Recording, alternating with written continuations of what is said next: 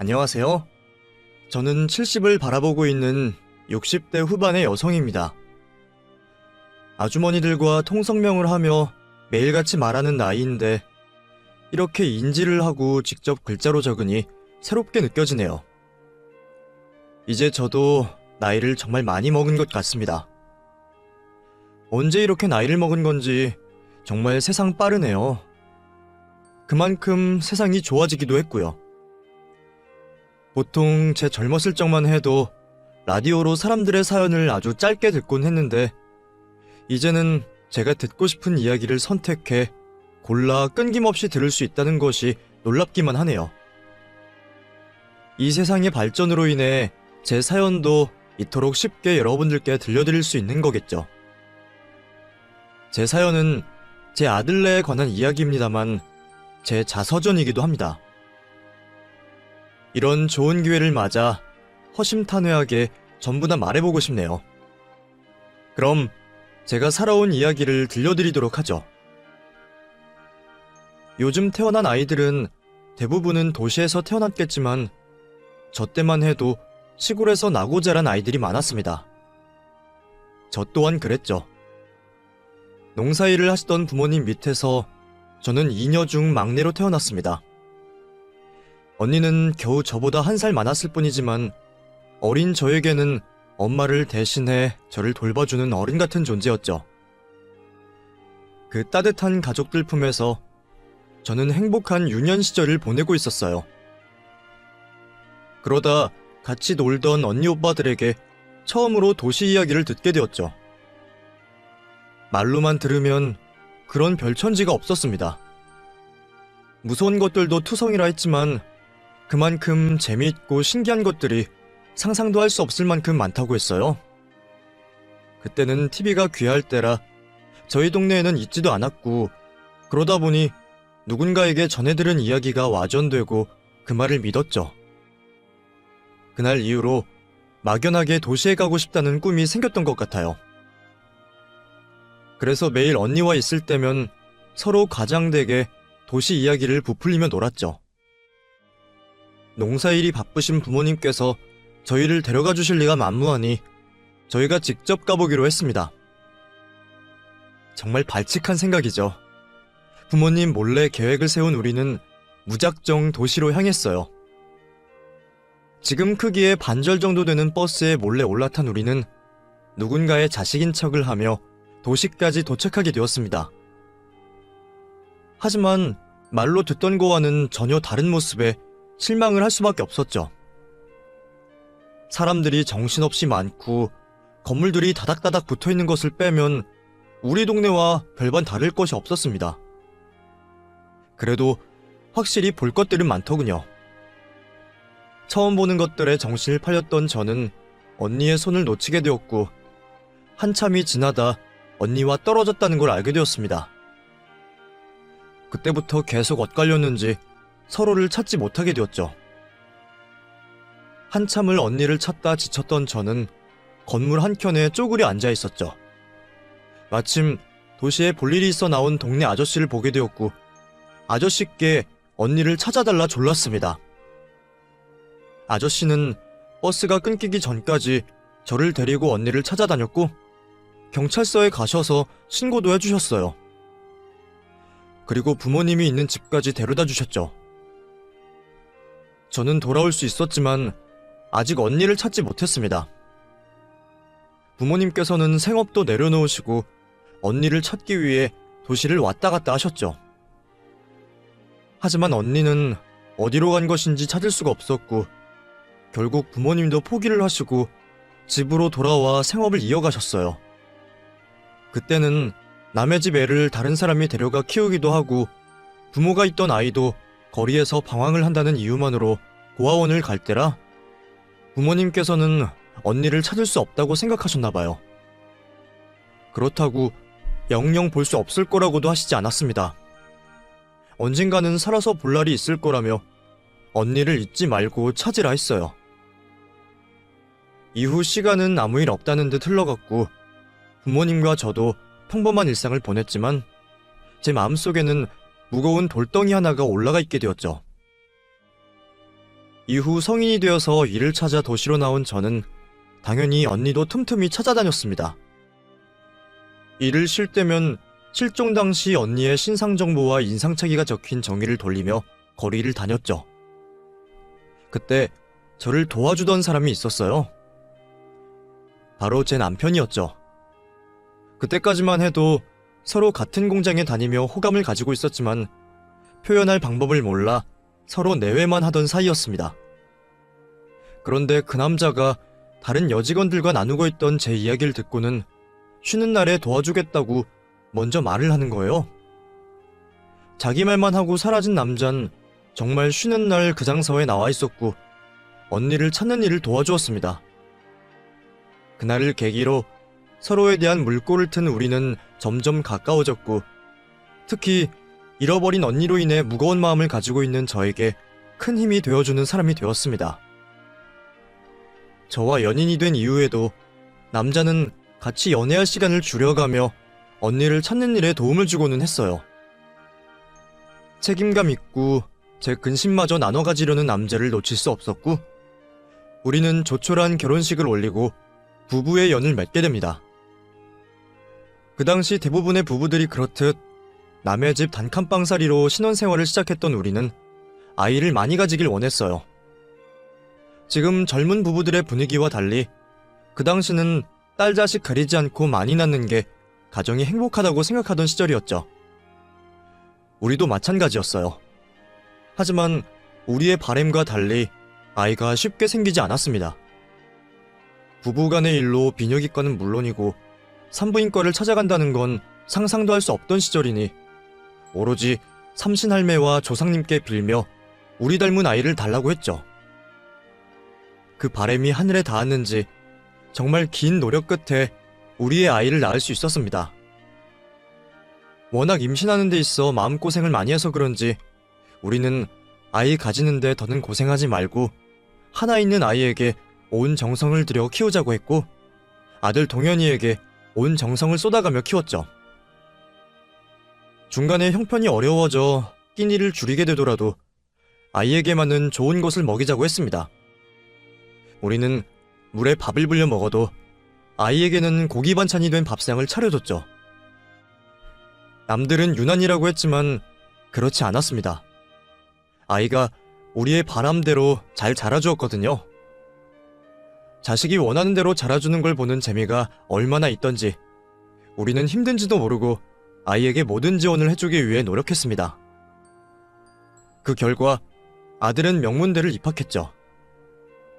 짧은 가방끈이 항상 바깥 생활하는 데 있어 창피하고 불편함을 줬던 우리에게 정말 자랑스러운 아이였어요. 그런데 우리 집안 자랑이 되었던 아이가 대학을 가고 난 뒤로 조금씩 변하기 시작했습니다. 어울려 다니는 친구들의 부모님에 비해 우리가 한참 못났는지 부끄러워하더군요. 하숙을 하는 아들을 찾아가려 전화를 하면 항상 올라오지 말라는 투로 말을 했어요. 하숙비와 음식을 챙겨주러 가면 대학거리가 아닌 곳에서 만나곤 했죠. 그런 아들의 마음도 알 것도 같았습니다. 성인이라고 하나 이제 겨우 20살 남짓한 아이에게 남들과는 비교 상대도 되지 않는 우리가 창피할 수도 있었겠죠. 어차피 남편이나 저나 아들의 그림자가 되더라도 아들 잘 되는 모습만 보면 되었기에 굳이 앞에 나서서 아들에게 피해를 주지 말자고 이야기를 나눴어요. 그날 이후 우리는 아들이 원하는 대로 행동했습니다. 괜히 제 마음에 애가 탄다고 해서 아이에게 바라는 것을 조르거나 찾아가지 않았죠. 못난 부모를 만나 백도 돈도 없었지만 그에 상관없이 승승장구하는 아들을 보면 우리가 하는 행동이 맞는 거라 생각했죠. 그렇게 좋은 직장, 차, 집까지 우리들 도움 없이 장만했던 아들은 결혼도 스스로 혼자서 알아서 했어요.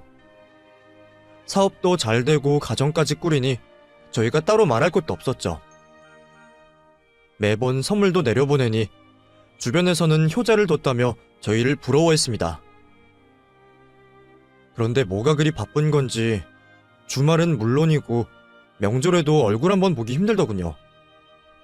물론 사업을 하고 있으니 당연히 정신없이 바쁘겠지만 그 큰일을 혼자서 하는 것도 아닐 텐데 명절에도 아예 얼굴을 못 보는 건 좀 섭섭하고 걱정이 되었습니다. 자식의 성공이 중요하다고 해도 그것보다 아들의 건강이 더 먼저니까요. 거기다 결혼 후에도 손주 소식이 들려오지 않으니 그 모든 게 무리한 사업 활동으로 인한 것이라 생각했죠. 그러다 아들에게 전화를 하게 되었는데 처음에는 쉬엄쉬엄 일하라고 시작한 이야기가 손주 얘기까지 이어지게 되었고 그 이야기가 나오자 아들은 저희에게 화를 냈습니다. 바쁘니? 다음 주 아버지 생신에도 잠깐 얼굴만 비치고 간다며. 너 너무 바쁘게 사는 거 아니야? 물론 일도 좋겠지만 사람이 너무 앞만 바라보고 가다가는 내 몸 망가진 것도 몰라요. 기계도 쉼없이 달리기만 하면 망가지는데 사람이라도 안 그러겠어? 좀 쉬면서 해라. 여유가 없는 것도 아니잖니.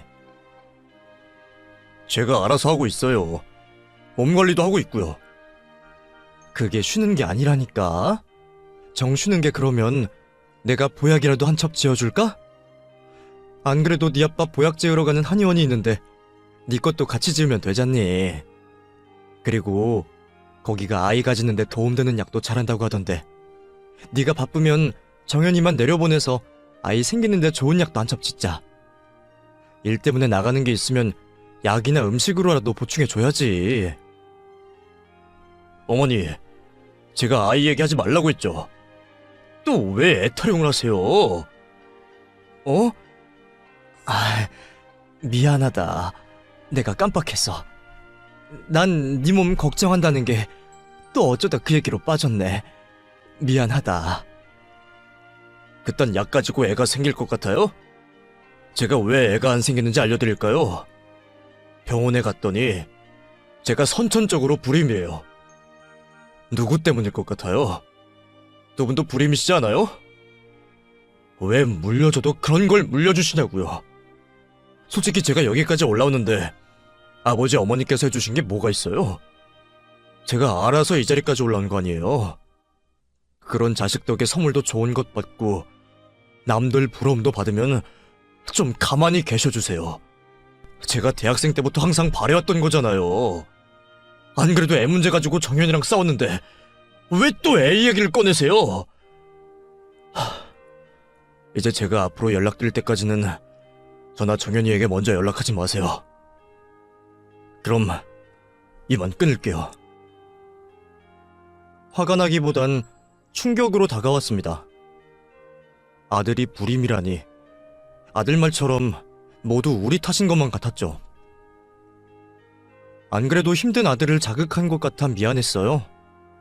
그날 이후 아들이 저희에게 하는 연락이 줄어들며 부모 자식 간 사이가 소원해지기 시작했죠. 아들 소식이 매일 궁금했지만 주변 사람들이 잘 되고 있다는 소식에 대신 안도하며 살았어요. 그러면서 나이 들어 자식에게 기대는 부모가 되어선 안 되겠다는 생각으로 일을 손에서 놓지 않으며 살아가고 있었죠. 그래도 우리 부부에게 서로가 있어서 다행이었어요. 아들의 일로 힘들 때면 서로가 서로를 위로해주며 버티고 살 수 있었거든요. 그렇게 흘러가는 시간 속에 아들과는 화해를 하지 못한 채 있었죠. 그러다 남편이 사고로 세상을 떠나게 되었습니다. 자동차 사고였어요. 병원에 일찍 도착하여 살 줄 알았는데 점점 의식이 흐려지던 남편이 결국에는 세상을 떠나게 되었죠. 자신의 삶이 얼마 남지 않았음을 알았는지 남편은 의식이 있을 때 저에게 남은 인생 마음껏 즐기다 오라는 유언을 남겼습니다. 그땐 그 말이 유언이 될지도 모르고 빨리 말을 끊었는데 이렇게 될 줄 알았다면 나에게 해줄 말을 좀 더 들어볼 걸 그랬어요. 지금까지도 그 순간이 후회로 남네요. 그렇게 남편의 죽음을 받아들이고 장례를 치러야 했던 저는 오랜만에 아들에게 연락을 했습니다. 아들 또한 아버지가 돌아가셨다는 말에 놀라 한걸음에 병원으로 찾아왔죠. 그전까지 겨우 참고 있던 눈물이 아들을 보자 왈칵 쏟아졌습니다. 그제서야 마음 놓고 기댈 수 있는 아들의 품에서 남편 잃은 슬픔을 토해냈죠. 눈물을 다 쏟아내고 이제 아들과 며느리 얼굴을 보며 장래에 대해 이야기를 하려고 하는데 이게 어떻게 된 일인지 아들과 며느리의 얼굴이 전과는 너무 다른 얼굴을 하고 있었습니다. 분명 멀끔하게 정리가 잘 된 모습이었는데 이제는 얼굴색도 칙칙하고 생기라고는 하나 없는 모습이었죠. 혹시 아들에게도 무슨 병환이 있나 싶어 걱정을 하며 물어봤어요. 대답하기를 망설이던 아들은 그동안의 근황을 저에게 알렸습니다. 저희와 연락이 소원해지고 나서 언제부턴가 하던 사업이 잘 안 되었다고 하네요. 나중에는 늘어나는 빚으로 인해 사업도 접고 집과 차 그리고 돈이 되는 거라면 다 팔았지만 그래도 아직까지 해결을 하지 못했다고 했죠. 사회 초년생일 때부터 해오던 사업이니 다른 일은 할 자신이 없어 지금도 힘들지만 비슷한 사업을 하고 있었고 전처럼 사업이 잘 되지는 않아 어려운 형편에 놓여 있다고 했습니다. 저희에게 화를 낸 지난 일도 있고 자신들 상황도 좋지 못하니 일부러 우리에게 연락도 안 하고 명절에도 못 내려왔었다고 말을 했어요. 그 이야기를 들으니 속이 답답하더군요. 힘들면 당연히 아빠 엄마에게 찾아와 도와달라고 하는 걸 남편과 저 중에 누가 과거 일로 문제를 삼는다고 혼자 앓고 있었다니.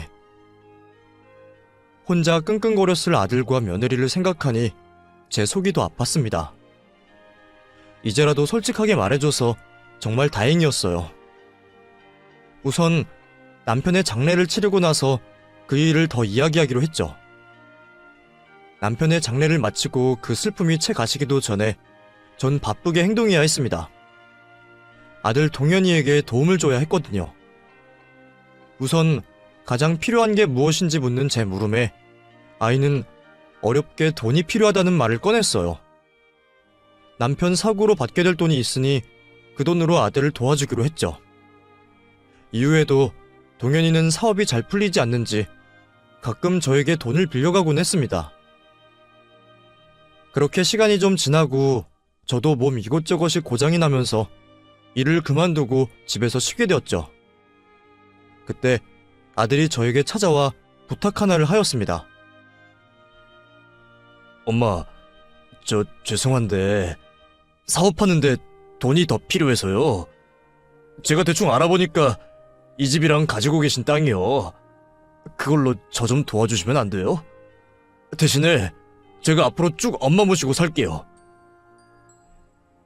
아들이 힘들다고 하는데 집이 대수겠어요? 어차피 제 몸 하나 누릴 곳만 있으면 되었습니다. 안 그래도 수척해진 아들 며느리가 매일 마음에 걸렸는데 제가 같이 살며 몸보심도 좀 시켜줘야겠다고 생각했죠. 부모가 자식 도와주는 게 당연한 거라 생각하고 고민도 없이 집과 땅을 팔아 아들네 집으로 들어갔습니다. 하지만 제 도움에도 무엇이 잘못된 건지 아들이 하는 일은 계속 안 됐습니다. 마음 같아선 굿이라도 한번 하고 싶을 정도로 하는 일마다 막히기만 했죠. 아들의 늘어가는 한숨과 그늘진 며느리의 모습을 보며 저도 괜히 더 기분이 안 좋아졌고 아들네 눈치를 보며 생활할 수밖에 없었죠. 두 사람에게 힘이 되고 싶었던 저는 일부러 더 밝은 척 행동하며 집안에 웃음이 나게 하려 했어요. 하지만 제 노력과는 상관없이 두 사람은 좀처럼 어두워진 표정을 풀지 않았고 저는 더 의기소침해지기 시작했죠. 실질적인 도움을 주기 위해 저는 인근 시장과 구일란을 뒤져 부업거리를 찾아와 일을 했고 아이들이 저에게 쓰는 비용을 줄여주기 위해 식비를 아낄 겸 밖으로 나가 무료로 급식을 주는 곳에서 끼니를 해결하곤 했습니다. 잠자는 시간과 일하는 시간을 제외하곤 애들 편하라고 밖에서 있다 보니 시간이 참 많이 남았어요. 그 시간을 어떻게 유용하게 사용할까 하다 생각난 게 언니 찾는 일에 좀 더 시간을 투자하자였죠. 그때까지도 언니를 찾으려고 제 나름대로 활동을 하고 있었기에 시간이 많이 있는 이때 언니 찾는 일에 시간을 더 할애하기로 한 거죠. 그렇게 본격적으로 언니를 찾아 나서려고 하는데 한 통의 연락이 왔습니다. 정확하진 않지만 최근까지 언니가 지냈던 집 주소를 알아냈다는 연락이었죠. 아직 언니를 만나기 전인데 벌써부터 심장이 뛰어왔습니다. 그 소식을 듣고 며칠 동안 기분이 들떠 있었죠. 그런데 그 기쁜 소식을 아들에게 알릴 수가 없었어요. 풀리지 않는 인생으로 잔뜩 화가 나 있었고, 제가 언니 주소를 찾았을 쯤에는 술을 먹고 들어와서는 죽겠다고 소동까지 벌였기 때문입니다. 자식이 저런 모습인데 저만 행복할 수 없겠더군요. 결국 알아낸 언니 집을 찾아가는 것은 다음으로 미루고 당장 제 앞에 있는 아들에게 노력하기로 했습니다. 소일거리로 제법 돈을 벌었던 저는 아들과 며느리에게 몸보신을 해주고자 정말 오랜만에 돈 걱정하지 말라는 말을 하며 다같이 외식을 했어요. 이 나이가 되어서도 허겁지겁 맛있게 밥을 먹는 자식의 모습에 먹지 않아도 배가 부르더군요. 오랜만에 식사다운 식사로 기분이 좋아진 아들과 기분 좋게 집으로 돌아갔고, 집으로 가는 길 중간에 있던 복권방으로 가서 서로의 소망을 담아 로또 한 장씩을 샀죠. 그리곤 지금의 마음을 잊지 않기 위해 다정한 모습으로 사진까지 찍었습니다. 그날의 일들로 아들에게 작지만 큰 변화가 있길 바랬어요. 일이 안 되더라도 불평불만을 하기보단 긍정적이고 작은 것에도 만족하고 살아가길 바랬습니다. 하지만 그 바램은 얼마 되지 않아 깨졌죠. 이번에 또 무슨 일인지 아들과 며느리는 부부싸움을 벌였습니다. 그날 이후 아들은 죽고 싶다는 말을 입에 달고 살았죠. 그쯤 되니 저도 다 포기하고 싶었습니다. 부모로서 더는 도움을 주지 못하는 게 미안하기만 했고, 이 집에 같이 사는 제가 자식의 피를 빨아먹는 모기 같았어요. 혹시 아들이 잘 되지 않는 게 나 때문은 아닌가 싶었습니다. 이제 와서 생각해보면 저도 그때 우울증 초기이지 않나 싶어요. 모든 생각이 부정적으로 변하고 무기력해지기 시작했거든요. 최대한 내색하지 않는다고 했는데 그런 제 변화를 아들네도 느꼈나 봅니다. 식사 자리를 여러 차례 거절하는 저에게 어느 날 갑자기 며느리가 죽을 내어 왔죠. 어머님, 요즘 통 식사도 안 하시는 게 마음에 걸려서요. 이거 직접 쏜 죽인데 드셔보세요. 이렇게 힘없으신 모습 저희 때문일 텐데 너무 죄송해요. 저희가 정신 차리고 잘해야 하는데 사는 게 왜 이렇게 힘든 건지 쉽지가 않네요. 아니다. 힘든 건 너희들인데 내가 표를 내서 미안하구나. 이 죽 고맙게 먹으마. 저희도 마음가짐 바꾸고 살아보려고요. 이렇게 해서 안 되나 저렇게 해서 안 되나 다 똑같다면 굳이 길지도 않은 삶 서로에게 상처 주면서 힘들게 살 필요가 없을 것 같아서요. 그 사람이나 저나 여한이 남지 않게 해보려고요. 그리고 지금까지도 어머님께 감사했는데 앞으로도 좀 더 부탁드릴게요. 저희 살아가는데 앞으로도 어머님 도움이 많이 필요할 것 같아요. 당연하지.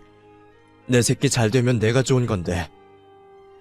나도 오늘 이 시간 이후로 오늘 같은 모습 보이지 않겠다고 약속하마. 너도 꺼내기 쉽지 않은 말일 텐데 먼저 해줘서 고맙다. 이 집을 들어오고 처음 듣는 희망찬 며느리의 말에 저도 오랜만에 마음이 편해졌습니다. 항상 잔뜩 긴장을 하고 자던 저였는데 정말 오랜만에 눈이 저절로 감겨지며 마음 편히 잘 수 있었죠. 잠을 들면서도 앞으로의 날들은 이전과 많이 다르겠구나 생각했고 얼른 내일이 오기를 바라며 깊은 잠을 들었습니다. 그렇게 오랜만에 단잠에 빠져있다 어딘가 모르게 몸도 불편하고 느껴지는 분위기도 달라 잠에서 깼습니다. 겨우 눈을 떠서 주위를 둘러보는데 어릴 적에나 보았던 집에 제가 누워있는 겁니다. 그것도 사람이 살지 않은 지 꽤나 되어 보이는 곳에서 말이죠. 아직도 꿈을 꾸고 있나 싶어서 제 볼을 꼬집어 봤습니다. 그런데 꿈이 아니더군요. 현실이었어요. 난 단잠을 잤을 뿐인데 꿈보다 더 꿈 같은 일이 현실에서 벌어지고 있었죠. 도대체 어떻게 된 일인가 싶어 자리에서 일어나 밖을 확인해 보려고 했어요. 그때 제 옆에 있던 편지지 한 장이 보였습니다.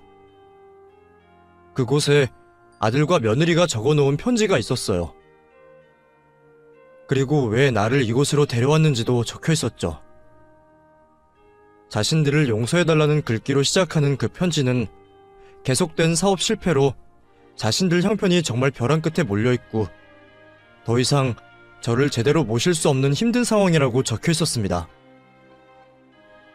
가지고 있는 걸 모두 해결한다고 해도 당장 노숙밖에 할 수 없는 상황이고 쫓아오는 빚쟁이들로 인해 저에게도 피해가 갈 거라며 이렇게밖에 할 수 없는 자신들을 용서해달라고 하더군요. 자신들이 저에게 저지른 짓은 평생 죄책감을 가지며 고통 속에 살겠다고 했죠. 그리고 하늘에 있는 저와 남편을 만나 다시 한번 용서를 구하겠다 말하더군요. 그 편지를 읽고 나니 저와 남편이 막다른 길에 몰렸을 때가 생각났습니다.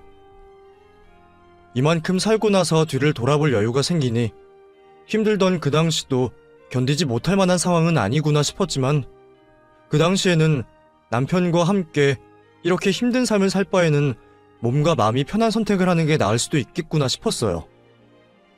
그때 저희 마음과 아들네의 마음이 같을 거라고 생각했습니다. 어쩌면 저희보다 아들네가 더 힘들었을 거예요. 남부럽지 않던 삶에서 밑바닥까지 떨어지고 재기에 노력을 해보지만 늪처럼 계속 잠기기만 했으니까요. 그래서 이런 극단적인 선택을 했을 거라 생각했습니다. 제가 아들의 부모가 아닌 제3자였다면 저 역시도 부모를 죽음으로 몰아가는 아들을 폐륜이라며 욕을 했을 겁니다. 하지만 전 아들을 위해 모든 걸 희생할 수 있는 엄마였어요. 내 죽음으로 아들이 잠시나마 숨통이 트인다면, 그렇게 해서 다시 열심히 살아볼 생각이 생길 수도 있다면 문제될 건 없었습니다. 오히려 내 한 몸 희생해서 아들에게 도움을 줄 수 있다는 게 감사하게 느껴졌어요. 편지를 읽고 마음의 정리를 끝낸 저는 이곳에서 조용히 생을 마감하고 보고 싶은 남편을 만날 생각을 하고 있었죠. 이제 모든 걸 정리하고 떠나려고 있으니 시간이 참 더디게 가덥디다. 가만히 앉아서 죽을 때만 기다리니 그것도 좀이 쑤시더군요. 가장 오래된 기억부터 하나씩 살펴보려 하는데 그제서야 이 세상에 남은 단 하나의 아쉬움이 떠올랐어요. 바로 우리 언니였죠. 죽을 땐 죽더라도 우리 언니 잘 지내고 있는지는 보고 싶었습니다. 언니에게 용서를 구하고 싶었어요. 언니의 주소를 기억해내려고 하는데 나이가 들어서 그런지 기억이 나질 않았죠. 아직 애들이 제 방을 치우지 않았더라면 아직 언니 주소가 적힌 수첩이 그대로일 겁니다. 마지막으로 먼발치에서 애들 얼굴이나 볼 겸 또 수첩도 가져올 겸 집으로 가기로 했죠. 그렇게 산길을 20시간 헤집다 내려와 겨우 도로로 내려왔어요. 집으로 가기도 전에 죽겠다 싶더군요. 다행히 나이든 노인이 죽을 얼굴을 하고 도로에 있으니 한 아저씨께서 저를 차에 태워주셨고 물과 함께 먹을거리도 챙겨주셨습니다. 그렇게 그분의 차량으로 집 근처로 오게 된 저는 아들네가 집에 없을 거라고 생각한 늦은 아침까지 기다렸어요. 그리고 조심스레 집 앞으로 가 초인종을 눌렀죠. 혹시 안에 아들과 며느리가 있으면 어색한 마주침이 되지 않을까 싶어 여러 번 눌렀지만 응답이 없더군요. 두 사람 다 집에 없다는 걸 확인한 저는 집 안으로 들어갔습니다. 현관을 들어서자마자 있는 술병들을 보니 현실을 힘들어하고 있을 아들 며느리 생각에 가슴이 저려왔어요. 그렇게 겨우 한 발자국씩 떼며 집 안으로 들어갔는데 생전 처음 보는 광경이 펼쳐져 있었습니다. 말 그대로 거실이 꽉 차도록 한상이 차려져 있었어요. 그 정도의 음식량이면 이 집에 들어올 수 있는 사람이 모두 먹는다고 해도 다 먹지 못할 정도였습니다. 정말 이 세상 음식이란 음식은 다 모여있는 가운데 자세히 보니 펼쳐진 음식 모두에 사람이 먹은 흔적이 있더군요. 지저분하게 먹다 만 채로 있는 밥상과 현관앞 외에도 여기저기 나뒹구는 술병들을 보아하니 안 좋은 생각이 머리를 스쳤습니다. 혹시 아들과 며느리가 극단적인 선택을 하기 전 마지막으로 한 행동들은 아닐까 하고 말이죠. 놀란 마음에 급히 안방 쪽으로 가서 문을 열었는데 이게 무슨 일인지 두 사람 모두 다 집이 떠나가도록 코를 골며 잠을 자고 있는 겁니다. 무사한 아들과 며느리를 보고 그제야 마음이 놓여 이전까지 맡지 못하고 있던 냄새가 코를 찔렀죠. 도대체 술을 얼마나 먹었는지 온 방에 술 냄새로 가득 차 있었어요. 그 모습이 좀 이상하긴 하더군요. 현지에서 느껴지던 마음가짐과는 달라 보였죠. 수상은 했지만 이 모습도 답답한 속을 풀어내는 행동이라 생각하고 언니 수첩만 챙겨 급히 이 자리를 떠나려고 했습니다. 두 사람이 깨지 않게 조심히 방문을 닫으려고 하는데 방문이 닫히는 사이로 화장대에 올려진 로또 한 장이 보이는 게 아니겠어요? 그것도 소중한 것 마냥 비닐에 정성스럽게 넣어진 상태로 말이죠. 궁금해서 확인을 해보니 제가 산 로또 번호 같았습니다. 제가 조합하는 번호가 있었거든요. 우리 부부의 생일과 아들의 생일을 더하고 빼고 조합해서 하던 번호였죠. 혹시나 싶었던 저는 방으로 들어가 휴대폰을 열어 애들과 로또를 사고 찍었던 사진을 확대해 보았어요. 제 로또가 맞더군요. 제가 예상하는 각본처럼 흘러가는 모습에 또 혹시나 싶었던 저는 로또 당첨 번호를 확인해 봤습니다. 그런데 제가 고른 번호가 로또 1등이 맞는 거예요. 그러니까 애들 안방 화장대에 있던 로또가 1등이었던 거죠. 기뻐 날뛰는 게 당연한데 그럴 수가 없었습니다. 아들과 며느리 입으로 듣지 않았지만 흘러가는 상황들을 보면 지금 무슨 일이 벌어지고 있는지 알 수 있었죠. 당첨된 로또 번호 때문에 저를 버린 거라는 확신이 들었습니다. 이 종이가 뭐라고 현대판 고려정을 한 건지 싶더군요. 우선 본래 이곳을 찾아온 목적이었던 언니 주소가 적힌 수첩을 가지고 밖으로 나왔습니다. 그리고 집 앞에서 한참을 서성거리며 어떻게 해야 할지 고민에 빠졌죠. 나이가 조금만 더 젊고 남편만 곁에 있었더라면 저 불효막심한 아들과 며느리를 혼내줄 텐데. 하지만 저 혼자 그러기엔 너무 나이 들고 힘 하나 없는 노인네였어요. 개인적으로 해결할 방법이 없으니 도움을 받기로 했습니다. 바로 경찰서를 찾아간 거죠. 경찰서로 간 저는 아들과 며느리에게 학대를 받았다며 노인 학대로 신고를 하겠다 말했습니다. 그리고 경찰분들에게 증거가 없어지기 전에 아파트 CCTV나 제가 잠에서 깬 산 인근 CCTV를 확보해달라고 말했죠. 잠든 노인을 데려갔으면 분명 어딘가에는 저를 업고 있는 동영상이 찍혀있을 거고 그건 증거가 될 테니까요. 우선 사건 접수를 해주신 경찰분들은 제게 몇 가지 확인을 했고 집에서 산까지 가는데 아무것도 못 느낌을 수상해 하시곤 약물 검사도 받자고 하셨죠. 검사를 받기 위해 기다리고 있던 저는 확인을 하기 위해 경찰서로 온 아들과 며느리를 마주하게 되었습니다. 저를 고의로 버린 게 맞냐는 경찰의 물음에 두 사람은 억울해하며 거짓말을 했어요. 두 사람과 마주치지 않게 분리된 방 안쪽에서 있었던 저는 그 거짓말을 듣고 가만히 있을 수가 없었습니다. 문을 열고 억울해하는 두 사람에게 나를 버린 게 맞지 않냐며 화를 냈죠. 너희들이 직접 나 버린 걸 이해해달라고 편지까지 써놓고 이제 와서 모른 척하는 거냐? 내가 너희들 시커먼 속을 모를 것 같아. 결국 너희들 돈 때문에 이러는 거잖아. 돈 욕심에 나 버리고 거짓말한 거잖아. 무슨 말씀이세요? 여기서 돈 얘기가 왜 나와요? 경찰 선생님, 저것 좀 보세요. 저희 어머니가 오락가락 하신다니까요. 방금 전 말하신 것도 하도 어머니께서 산에 데려다 달라고 하시길래 잠시 두고 온 거예요. 앞으로 저희가 이런 혼선 없게 어머니 관리 잘하겠습니다. 죄송하고 저분 저희가 얼른 모시고 갈게요. 뭐? 오락가라? 너 어떻게 엄마한테 그런 얘기 할 수 있니? 내가 사립 하나도 못할 것 같아? 돈 때문인 거 모를 것 같냐고? 너희 나 치웠다고 축하했던 집안 꼴도 다 봤어. 결국 그 로또 때문에 이러는 거 아니야.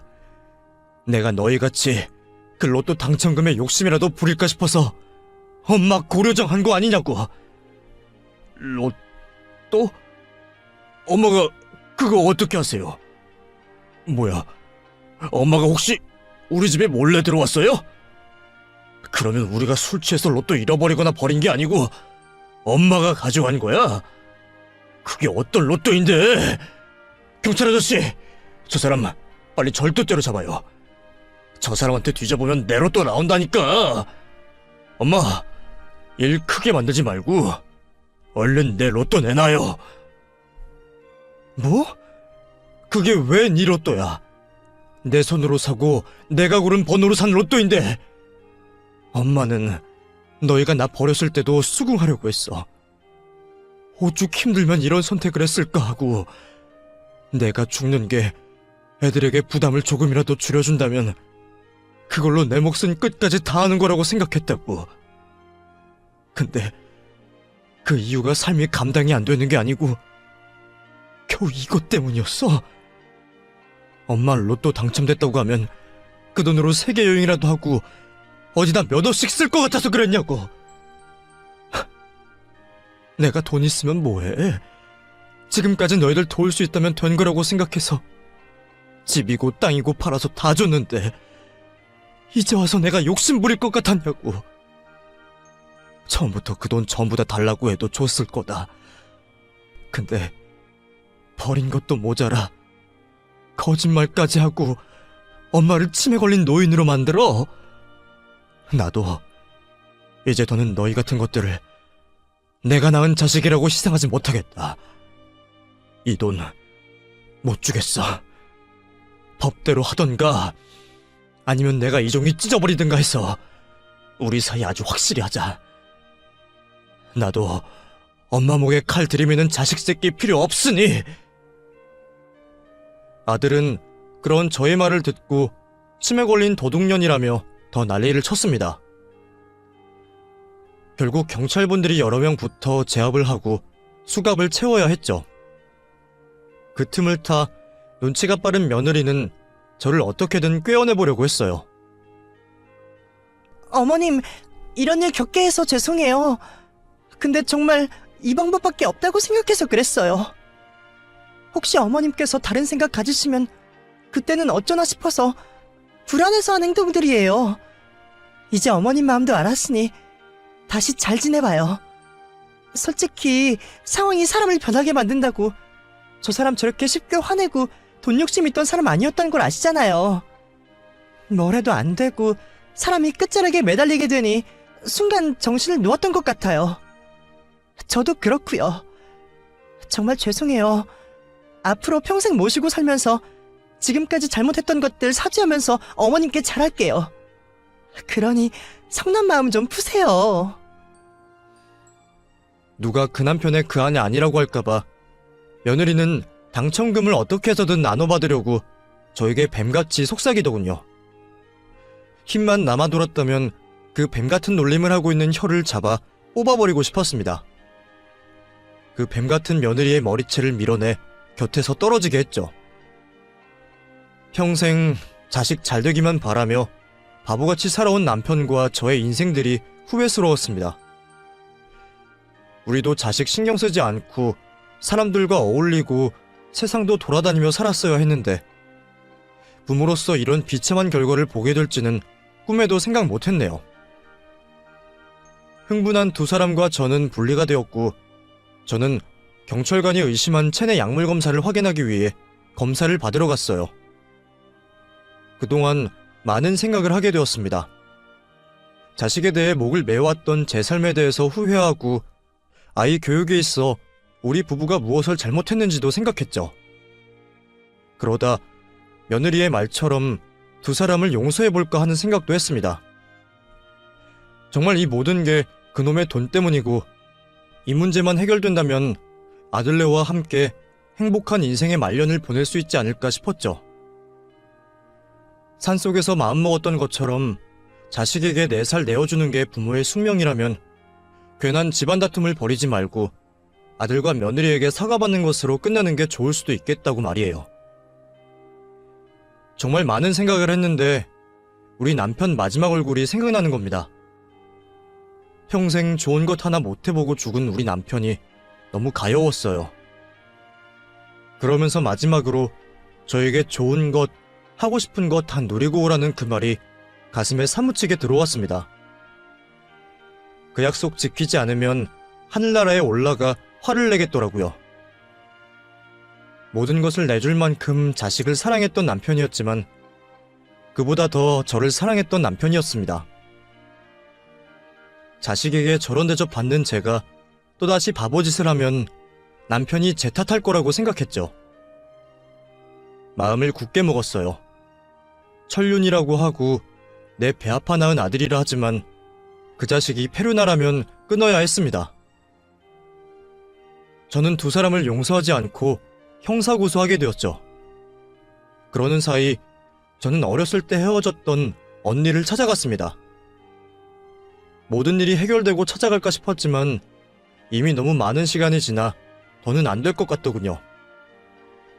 평생을 고대했던 일인 만큼 발걸음 하나 떼기가 어려웠습니다. 별별 걱정이 다 들더군요. 이미 그 자리에 언니가 없으면 어쩌나, 나를 찾아다니다 고아가 된 이유를 원망하면 어쩌나 싶었죠. 정말 가다 돌아서다를 여러 번 반복하다 큰 결심을 하고 집 초인종을 눌렀습니다. 나이든 여성분의 목소리가 들려왔고 그것만으론 내 언니라는 걸 알 수가 없었죠. 뭐라 말을 해야 할지 우물쭈물대던 저는 당황을 하여 다른 설명도 없이 제 이름을 먼저 말하게 되었어요. 그게 저 에란이에요. 혹시 여기 영란이 언니 집이 맞나요? 상대방의 대답이 없는 걸 보니 미친 사람쯤으로 생각한 것 같았어요. 이번에도 내가 너무 늦었구나 싶어서 힘없이 발길을 돌아서려는 그때 현관문이 열리며 누군가가 다급히 제 이름을 외치곤 내려오고 있었습니다. 제 이름 소리에 다시 대문으로 간 저는 평생 못 볼 줄 알았던 우리 언니를 보게 되었습니다. 비록 60년 넘는 시간이 흘러 이제 서로 할머니가 되어가고 있는 얼굴을 하고 있었지만 정말 한눈에 알아볼 수 있었습니다. 우리는 누가 먼저라고 할 것 없이 60여 년 전 놓쳤던 손을 마주잡았고 서로가 서로의 품에 안겨 눈물을 쏟아냈죠. 평생 저를 눌러왔던 죄책감이 그날의 만남으로 조금은 해소되는 것 같았습니다. 우리는 한참 동안 서로를 다시 만난 것을 믿지 못한 듯이 여러 번 확인을 하다 언니 집안으로 들어가 서로의 이야기를 하게 되었어요. 서로를 그리워했던 나날들만큼 할 이야기들이 끝없이 나왔고 밤을 새고도 할 이야기가 남아있었죠. 서로 울고 웃으면서 그 끝나지 않을 것 같은 이야기를 나누다 최근에는 어떻게 살고 있는지에 대해 말이 나왔습니다. 언니에게 못할 말이 어디 있겠나 싶었던 저는 바로 며칠 전에 있었던 아들네 일을 말하게 되었어요. 언니는 힘들었을 내 선택을 잘한 일이라 말해주었습니다. 그리고 부모로서 절대 잘못된 행동을 한 게 아니니 죄책감 따위는 가지지 말라 했죠. 그때 언니의 그 말이 저에게는 참 의지되고 위안이 되었어요. 그리고 언니는 우리 잠에 더 이상 떨어지지 말자며 자신의 집으로 들어와 살 것을 제안했죠. 염치불구하고 언니와 살고 싶었습니다. 이제 언니와 제가 남은 평생을 같이 살아도 떨어진 날들이 길었기에 한시라도 헤어지기 싫었거든요. 그렇게 언니와 한 집에서 생활하게 되었죠. 그 이후 아들과 며느리는 노인복지법과 함께 의료법 위반으로 처벌을 받게 되었습니다. 두 사람 모두 상해를 제외한 유기, 경제적 학대가 인정이 되어 징역이 선고되었고, 며느리는 제게 준 죽에 자신이 처방받은 수면제를 넣었다는 이유로 의료법 위반에도 걸려 징역살이가 늘어났죠. 그리고 두 사람이 문제 삼은 로또에 대한 주인이 누구인가는 아주 싱겁게 결말이 났습니다. 제 휴대폰 속에 있던 로또를 사고 찍은 사진과 함께 로또방 CCTV, 아들과 며느리의 문자 내역으로 당연히 제 것으로 판명났죠. 로또를 받자마자 언니와 함께 당첨금을 수령하고 왔어요. 이제 이 돈만큼은 아끼지 않고 저와 언니, 그리고 저를 가족으로 받아준 조카들과 행복할 수 있게 사용해야죠. 이제 새로운 출발을 하는 저에게 이곳 여러분들께서 많은 응원해주시면 좋겠네요. 글을 읽어주셔서 감사하고 여러분들도 항상 건강하시고 행복하시길 진심으로 바라겠습니다. 감사합니다.